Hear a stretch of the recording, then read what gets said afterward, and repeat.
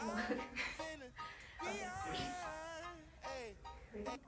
Hi guys, welcome to Authentic by Magoma. I hope you're well. I hope your mental health is in check. And if you're not, I've got you. As always, how many times do I need to repeat that?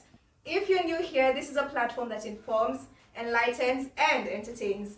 And if you're a returning subscriber, thank you for coming back here week after week. We post every single Tuesday on this platform. Well, today, on the first episode of the exciting video series that I started titled Youth and Creatives in Development and Empowerment,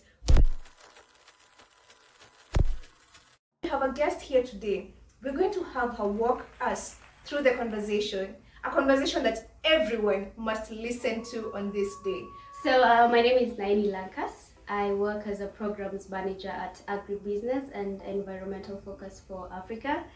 And I'm here today so that we can break down women empowerment in Kenya, what it's like, the steps that we have made, what needs to be done, and the role that we all need to play so that we can achieve the goals we have for women empowerment in this country. Wow, that's great. Yeah. So let's get right into it. Well, we should start by defining what empowerment is. What's empowerment in your opinion in comparison to what people perceive empowerment to be? So for the longest time, a lot of people have different definitions of what women empowerment is. For some women, it's being able to go to the club and drink whatever they want to drink. For other women, it's meant achieving the highest level of education. Yeah. For me, as time has gone by, it's definitely meant access to policy making, which means that having an enabling environment that allows for women to be very part of policy making. Yeah. Secondly, it also means access to resources, because then no matter how much I have empowered you as Magoma, if you don't have resources, how do you actualize your ambition? Yeah. How do you become what you want to become? How do I measure my Yeah, success? Yeah. So that is what to do for me. So what is there right now? What's people's perception of what empowerment is, especially to women? I think, of course, we feel like if we're equal to men, and sometimes it's almost an illusion as to what that equality means. Yeah. Just because, yes, we're all in social media and we all go out together, and yes, we've all gone to university.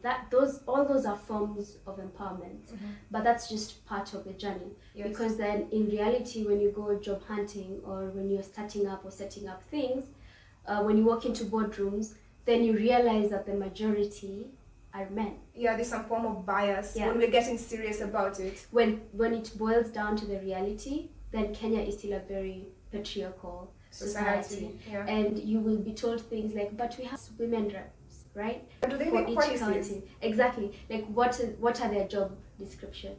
Because if we have that level of representation in policy making, why are most women in Kenya unable to access basic things like sanitary pads?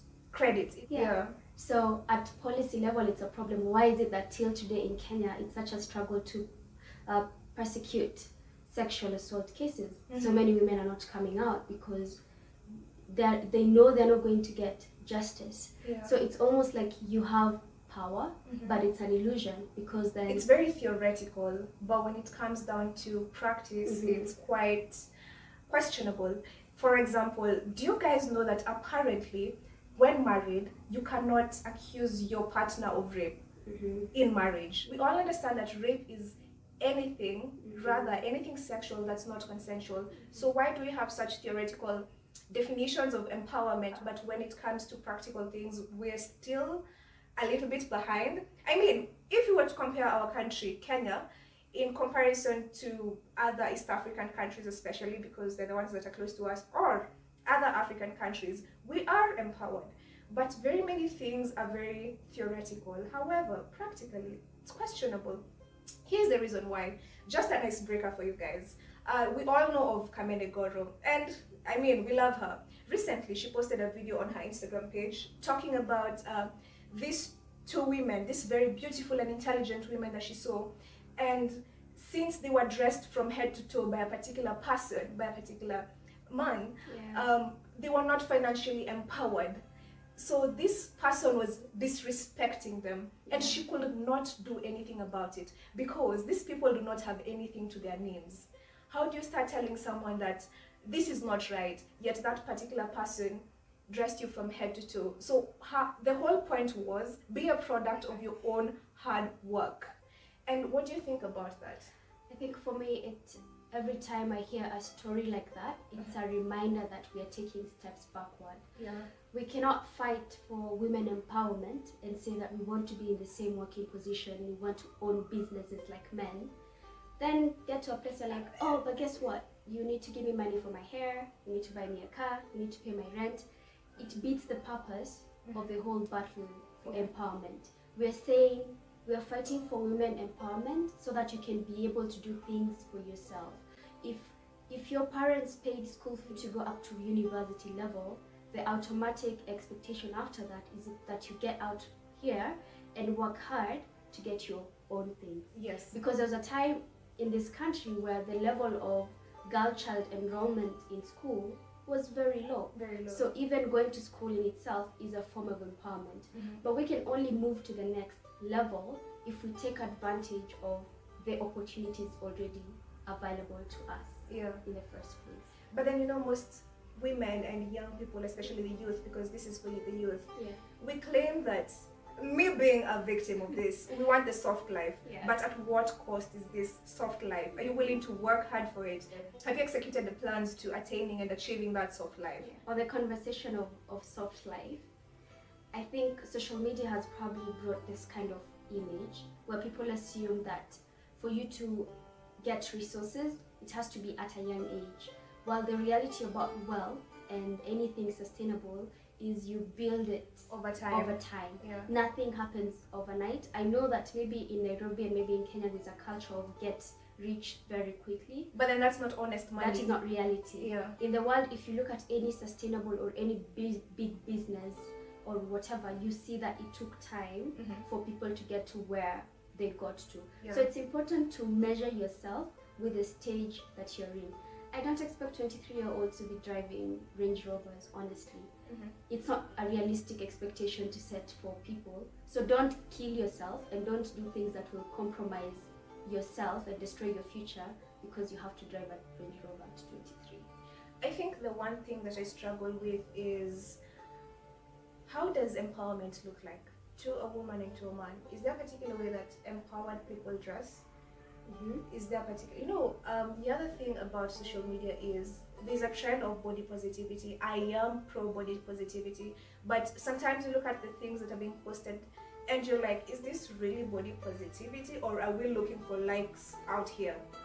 So how does it look like? Is there a particular way that empowerment looks like? Because I personally have struggled over the years whereby in my career as an IR student and as a future diplomat and ambassador, there's a particular way we need to dress, and that's no questions there. If I'm going to go to UN Gigiri and attend a conference, I need to look a particular way. First of all, the rules are 4 fingers here, you can't show skin, 4 fingers on your knees, you can't show skin. But then when we're on social media, we're all about body positivity and empowerment. But where policies are made, but where women access the good things, the things that are long-lasting, resources, wealth and all that, there are rules. So where do we draw the line? I think I have really appreciated the body positivity movement, but it's gotten to a point where I am almost starting to think this is not the truth. It's almost as if people are now begging for approval. They're seeking for approval and validation from people on the internet, right? And I say that because if you want to be taken seriously, when you walk into a room where certain decisions and certain things are happening, understand that the people seated there come from different cultural backgrounds, different faiths, and different ways of life. And all these things condition people into how they're going to perceive you because of their worldview at the end of the day. So it's not so much of, I don't care, women need to be empowered, so if I want to walk in a body shot, I'm going to do that. That is not how the world operates. That's what you think the internet looks like. That is what celebrities do because that's their lifestyle. But when you step out here, how you present yourself, because that first image someone gets, before they start listening to what you're saying, they have already formed an opinion or a perception about you, and how they're going to treat you and carry you from that point on. So even the colleagues and the people that you work with what you're wearing and walking around with, it's sad. Depending on the location. Yes, well, depending on the location. If I'm in a bikini at the beach, that makes sense. If I'm in a onesie at the beach, I mean, it's hot. That doesn't make sense, yeah. Or even things like if you're going to an office party or whatever, it's sad, but yes, what you wear does dictate how people view you, especially in the workspace. And that is society. And we have to discuss and converse about these things, because people will tell you it doesn't matter, and then you make the mistake of doing it and you end up missing out on opportunities, or you end up finding yourself in certain situations. And I know we'll always say, oh, then they shouldn't look at me if it's my dress that's the problem. But they have to look at you because you just walked into the room.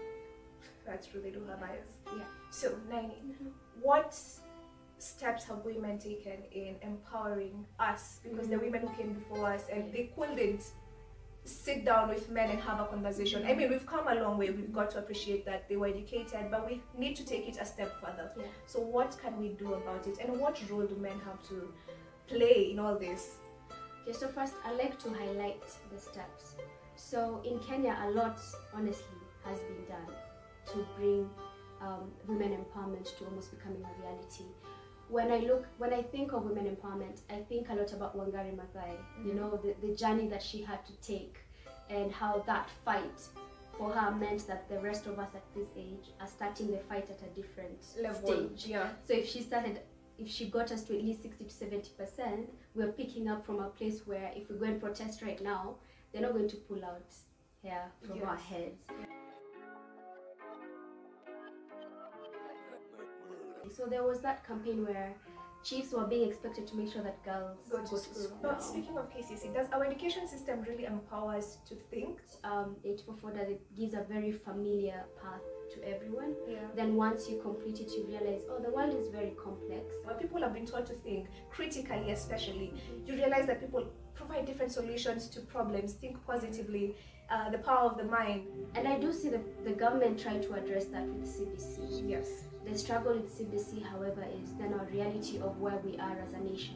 So what solutions are there, NAINI? Because we can't just be identifying problems and not offering any solution. Yeah. But just to say that if a journey is 1,000 miles, just because you have covered 300 does not mean that you have arrived. The modern day woman, let's even say, there is work-life balance. You want to be a good mom, like you want to be a good wife, but you also really want to shine in corporate, right? And if you do one so much and neglect the other, you're seen like a bad mom. But if you also put too much of your life in this, you end up missing out on the opportunities of self-actualization. And so it's sad, because then when you look at a lot of women in top positions in Kenya, you realize that most of them are not married, or if they are, maybe they're single moms or whichever. I don't believe in a society where men have to fall for women to rise. What we're simply saying is, if you're sitting at a table, we want to be part of that table too. Thank you very much. Thank you. Guys, I hope you enjoyed this conversation. Kindly like, subscribe, and share, especially share. Do tell them to do that. Please like, subscribe, and share. Share. Very much share. And subscribe once you get it. Yes. Subscribe. Goodbye, guys. Bye. Thank you.